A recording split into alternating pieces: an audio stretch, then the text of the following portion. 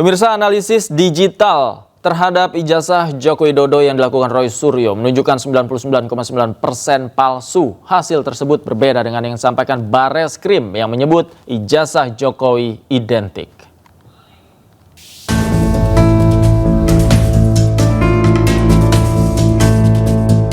Gelar perkara khusus ijazah Jokowi telah selesai dilaksanakan. Dari gelar perkara tersebut, pakar telematika Roy Suryo membawa bukti baru dan mengklaim 99,9% ijazah Jokowi palsu. Pada hasil uji error level analisis atau ELA menghasilkan ijazah Jokowi menunjukkan error pada logo dan pas foto. Selain itu, hasil face comparison menghasilkan pas foto di ijazah tidak cocok dengan foto Jokowi sekarang. Hasil face comparison menghasilkan pas foto ijazah Jokowi match atau cocok dengan foto Dumatno Budi Utomo. Kemudian ijazah pembanding nomor 1115 Fronojiwo, nomor 1116 almarhum Hari Mulyono, dan 1117 Sri Murtiningsih semuanya identik. Namun tidak dengan milik Jokowi. Di halaman pengesahan ijazah tertulis nama Profesor Ahmad Sumitro di November 1985. Menurut Roy, Ahmad Sumitro tahun 1985 masih bergelar doktor belum profesor. Selain itu, Roy menyebut tidak ada lembar pengujian dalam skripsi Jokowi. Menanggapi hal ini, pengacara Jokowi menyebut hasil analisis Roy Suryo ini berbeda dengan analisis Puslapor Polri yang melihat ijazah asli Jokowi. Bareskrim sudah clear yang diperiksa adalah ijazah asli, analog. Jadi kalau pemaparannya yang ditunjukkan pada saat press release itu ada fotokopi, ya itu kan berbeda. Yang diperiksa kan yang penting. Ya itu yang paling penting. Jadi jangan sampai seakan-akan Bareskrim tidak pernah memeriksa, itu tidak benar. Bareskrim sudah memeriksa ijazah aslinya. Pada Mei lalu, Bareskrim Polri memutuskan ijazah Jokowi asli. Keaslian itu dibuktikan dari uji hasil laboratorium forensik dengan membandingkan ijazah Jokowi dengan teman kuliahnya. Terkait perbedaan analisis tersebut, Komisi Kepolisian Nasional atau Kompolnas meminta Bareskrim Polri untuk segera mengumumkan hasil gelar perkara khusus di kasus dugaan ijazah palsu Joko Widodo. Hal ini disampaikan Komisioner Kompolnas Hairul Anam usai mengikuti gelar perkara khusus selaku pengawas eksternal Rabu kemarin. Kami mewanti-wanti dan berharap kesimpulan ini jangan terlalu lama untuk diumumkan. Karena satu, prosesnya sudah baik ini. Ya, prosesnya sudah baik, masing-masing pihak dikasih kesempatan untuk menjelaskan apa yang mereka yakini, baik pelapor maupun terlapor, dan kami yang di eksternal juga dikasih kesempatan untuk menggali.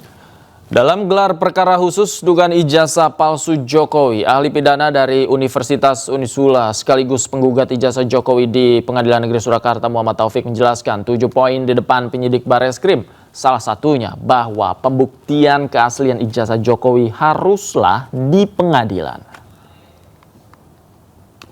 Tidak ada istilah penghentian penyelidikan karena gelar itu secara karena penyelidikan itu secara teori adalah serangkaian tindakan penyelidik menduga terjadinya tindak pidana. Kalau menduga itu cuma 2, apa alat bukti yang belum ada harus dicukupi, bukan dihentikan. Kemudian yang kedua, siapa yang harus diperiksa?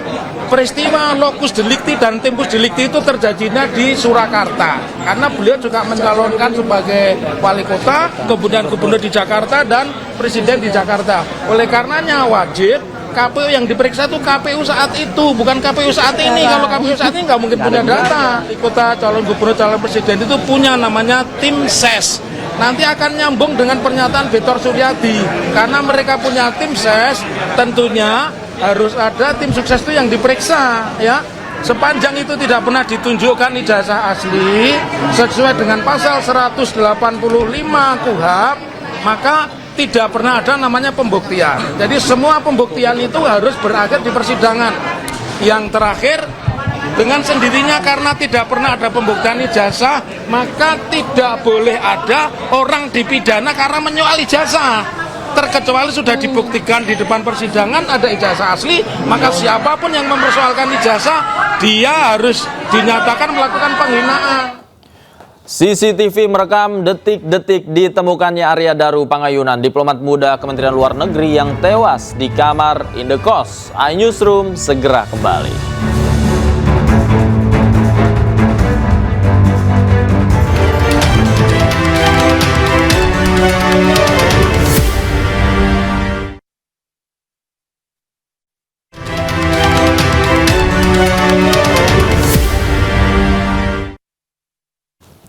Kembali di iNewsroom, pemirsa. CCTV merekam detik-detik ditemukannya Arya Daru Pangayunan, diplomat muda Kemenlu yang tewas di kamar kosnya di kawasan Menteng, Jakarta Pusat.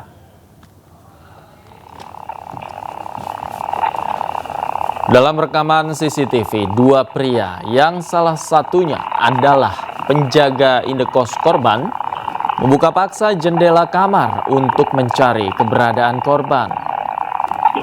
Pencarian korban setelah pihak keluarga menghubungi penjaga kos untuk menanyakan keberadaan korban yang selama 2 hari tidak bisa dihubungi.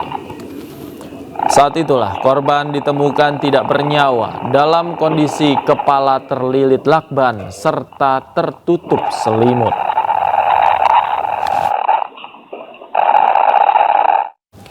Sementara itu, polisi masih menyelidiki penyebab kematian diplomat muda Arya Daru Pangayunan di Menteng, Jakarta Pusat. Tim penyidik tengah menunggu hasil uji laboratorium forensik untuk menentukan penyebab kematian korban.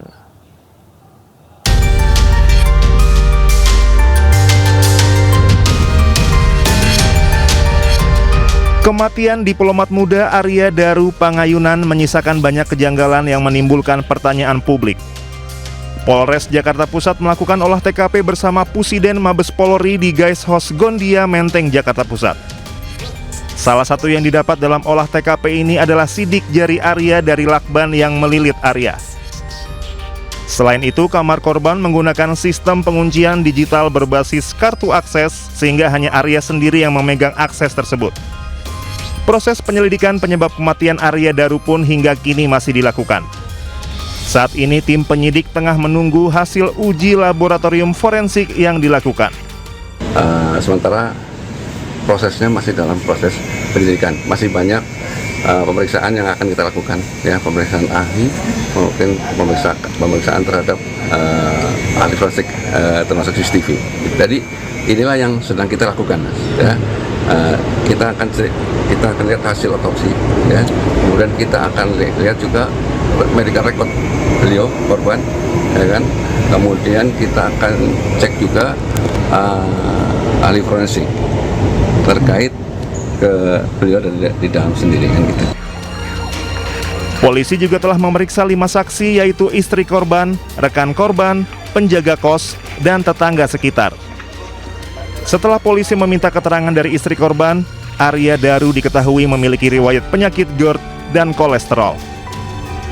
Dari Jakarta Pusat, Roni Stone Sanjaya, iNews melaporkan. Kita ke informasi lain, pemirsa. Kematian Brigadir Nur Hadi masih menjadi sorotan. Usai atasannya ditetapkan sebagai tersangka, sosok wanita cantik juga disebut-sebut terlibat dalam kasus pembunuhan polisi oleh polisi. Dan informasi yang akan hadir ini sekaligus menutup jumpa kita di iNewsroom malam hari ini. Temukan informasi-informasi terbaru lainnya di www.inews.id. Cuplikan tayangan berita iNews juga dapat Anda saksikan di kanal YouTube @officialinews. Dan saat lagi rekan saya Anissa Dasuki akan hadir dalam program Interupsi. Saya Davi Pratama pamit undur diri. Terima kasih, selamat malam, sampai jumpa.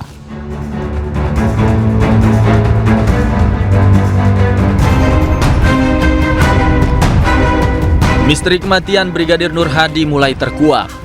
2 orang atasannya berpangkat komisaris polisi dan inspektur 2 menjadi tersangka. Kedua atasan tersebut menghabisi nyawa Nur Hadi lantaran cemburu dan tersinggung karena korban menggoda serta merayu teman wanita salah seorang tersangka. Hasil otopsi menunjukkan bahwa Brigadir Nur Hadi tewas karena dicekik dan luka di sekujur tubuh akibat dianiaya. Kami lakukan pemeriksaan dalamnya kami temukan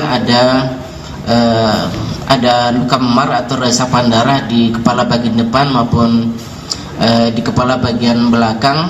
Kalau berdasarkan teori, maka kepalanya yang bergerak membentur benda yang diam. Itu yang pertama. Kemudian pada pemeriksaan lehernya ditemukan ada fraktur atau patah tulang pada tulang lidah. Kalau tulang lidah yang mengalami patah, maka lebih dari 80% penyebabnya karena pencegahan.